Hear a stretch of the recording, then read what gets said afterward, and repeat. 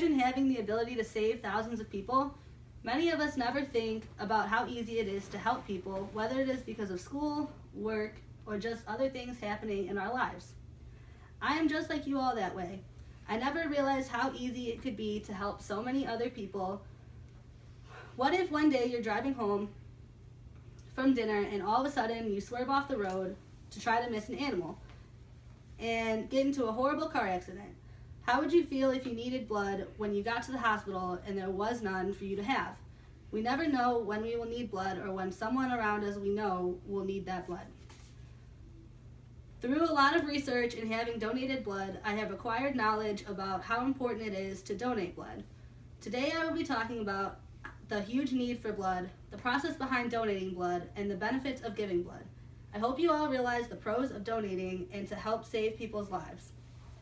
Firstly, I believe that not many people know about the major need for blood donation. The need for blood is increasing daily. Most people do not know that every 3 seconds someone is in need of blood. Blood itself has a shelf life of about 42 days and it must be used within that time window or it goes to waste. More than 41,000 blood donations are needed every day. The most important part about the blood that is donated is that it is safe. If someone's blood is contaminated, it is not allowed to be used on others because whatever disease that the donor has would then be passed on to the recipient of the blood. Imagine how happy of a time it would be for someone to make it through their very stressful surgery, and then to wake up and find out that they're ill because the blood used on them was contaminated. Now that the need for blood is apparent, I will move on to the solution to the problem. I believe the easiest solution for this issue would be for you to donate blood. I believe that a lot of people do not donate because they don't know enough about the process of donating blood or they simply don't understand it. I feel as if a lot of people do not know if they reach the requirements. However, UnitedBloodServices.org has provided a chart to explain them very easily. Firstly, the donor must be at least 16 with parental consent, and depending on the state within you live, 17-year-olds might also need consent.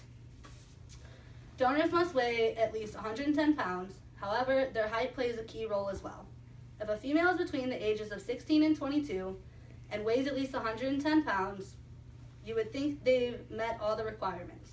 However, if they are shorter than 5'6", they have to weigh certain amounts based on blood volume in order to donate. The same goes as well for males, except they must only be 5 foot. Someone must wait 56 days between donating and can only donate up to 6 times per year. Someone donating only platelets can donate every 7 days, but only 24 times per year. And someone donating only plasma can donate every 28 days with no restraint on how many times they can donate per year. This means that if everyone is donating as much as they can, hospitals should never run out of blood. Moving on to the benefits of donating blood. Besides feeling good because you are helping so many others, a great benefit is that it allows you to know if you are healthy.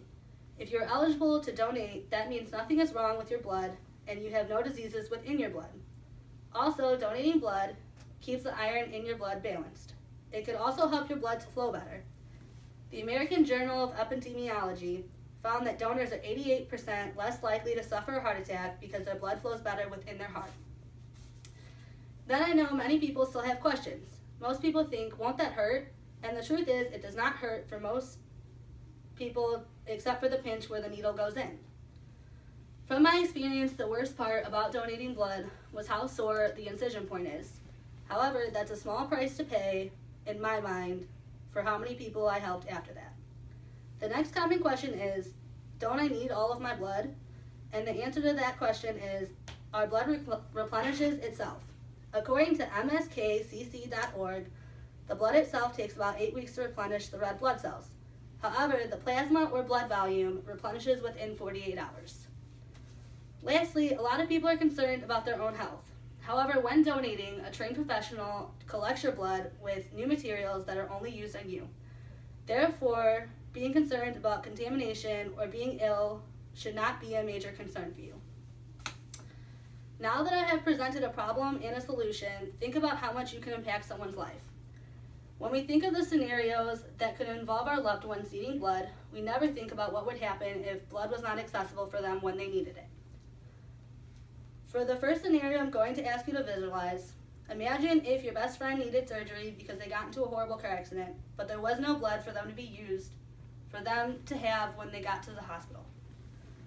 Or if your dad needed to have surgery because of a benign tumor in their blood vessel and couldn't because there was no blood supply for them during that surgery. Now imagine your brother survives the surgery because there was sufficient blood supply for his surgery. So many people only think about the accidents themselves and not about the many different things that go into saving them.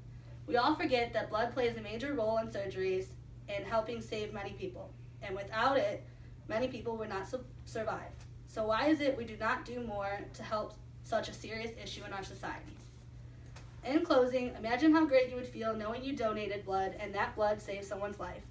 According to American Red Cross, if you started donating at the age of 17 and donated every 56 days until you were 76, you would have donated 48 gallons of blood, which means potentially you could save more than 1,000 people.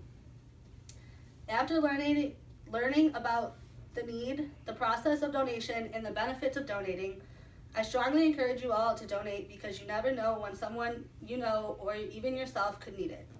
If you're interested in any more information, redcross.org has all the information you could need. Thank you.